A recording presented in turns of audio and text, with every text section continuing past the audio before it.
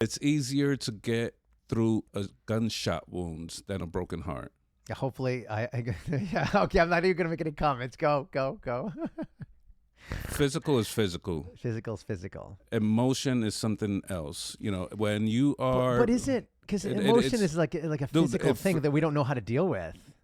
For example, a man could work 12 hours in construction, lifting up stuff and doing everything he has to do.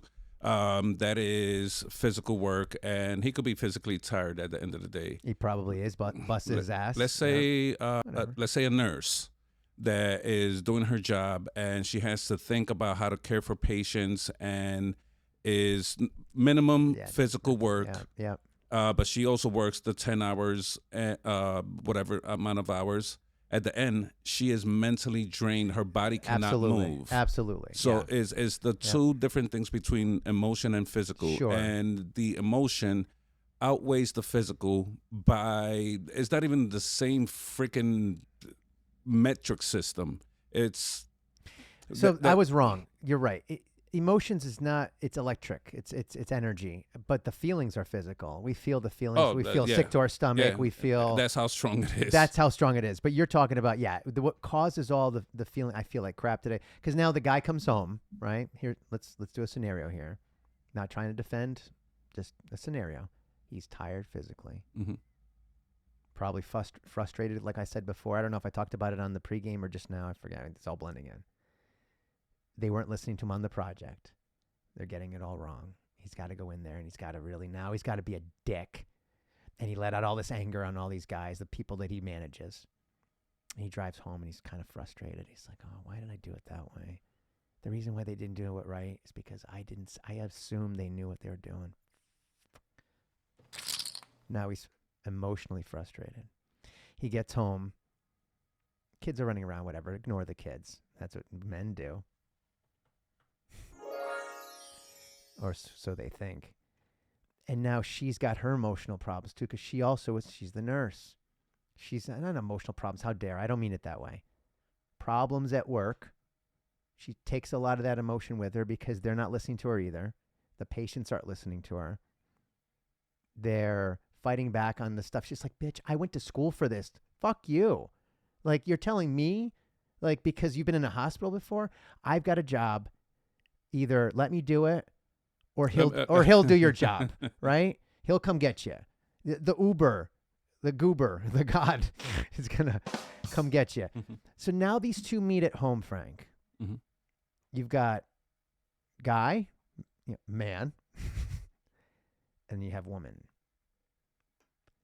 The irresistible force and the immovable object of emotions. How do we get around that now? It's a clash. I did not describe an average situation in most families in this country. What happens next? They both feel alone, but they're in it together alone. See what I'm saying? Gonya, I would hope, and I would, you see, in the beginning of my previous relationship, we could talk about it, and we'll get through it, and because home is the safe space. Home is like you couldn't wait to see each other to right. let go of your let go that right. Talk about your feelings. How was your day? And you get to talk about it, so you feel better. So a good marriage, comes in and they're able to. What kind of marriage? A good marriage. Hopefully, all marriages. Yeah. No, I'm saying that because some people are listening and saying a marriage is good. Yeah, they were good. Yeah, they all start good. They all start good. Most of them. I think. Yeah. Well, ours did, right? Yeah. Shit. In the beginning, I had a bad day. I could talk to her, and vice versa, and we'll get through it, and then we forget about work. Now it's us and the family, and that it goes that way. But she's pulling helping you to pull that energy, that stank off of you. Right. But what I was trying to say before was that when you're alone, it's an emotion that is extremely difficult to again, you have is necessary. Number one, it's 100% necessary. Absolutely. Because you have to. This is your time to get stronger emotionally, mentally, physically, in every aspect, at your capacity. It's time for you to do the work. Yeah. Like you don't work out with people at the gym for a reason. Why? Would you like to say? I don't work out with nobody, and I've been going to the gym for just about 10 years now, consistently, because that's my time. It's Your time. 100% my time. And when I'm at the gym, I don't think about work. I don't think about family. I don't think about my problems. I don't think about the economy. I don't think about shit. Nothing. All I think about is my next set. That's all I think about. All right. Not even you, Juan Soto. Sorry. Yeah. No, but I'm trying to liven it up a little bit because I feel like we're gonna get even deeper.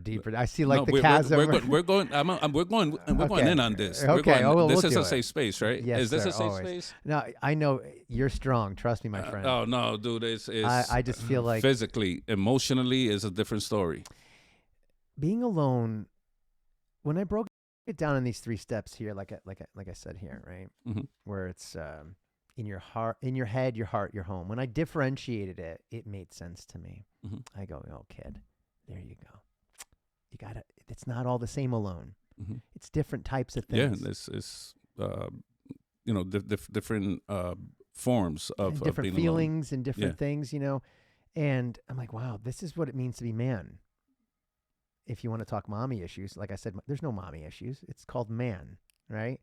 And if you didn't feel supported by your mom growing up, or she didn't, listen to your thoughts and hear and support your feelings and then help you learn life and what's around you and how to interact with people, then you're going to struggle with being alone because you should have been paying attention and use what she taught you.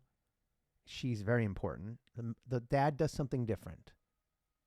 I think alone issues has to do with mom. Again, not a therapist. I just have lived an interesting life, and I'm sharing my story. And being alone in these 3 avenues keeps repeating in my life. And I figure we can talk about it. What say you? You're not alone anymore, brother. You got me. Yeah, okay. All right, bye. No, loco, I really struggled being alone. I struggled being alone in every aspect, in my heart, in my mind. Pick one. Let's talk about it. This is what I'm talking about. Let's just be like how do I say this? I sometimes worry that when we talk so freely that there might be someone that takes for granted, or we take for granted there might be someone that might not understand the literal way we got to certain places in our thought. It's kind of like, this is an interesting analogy. You'll appreciate this one. It's like when the golf pro is telling you how to hold the club and everything, and you're just like sitting there, you're like, okay, like this, and okay. And he's like, yeah, okay. And then he goes, no, like this. And he makes it look so easy. I feel like sometimes with our emotions, and I listen back, like we're so emotionally available and agile that sometimes we're like, just like that. That's how you do it. And it's like, no. These people are shanking their emotions into the woods. And they're like, you know what I mean? It's like, so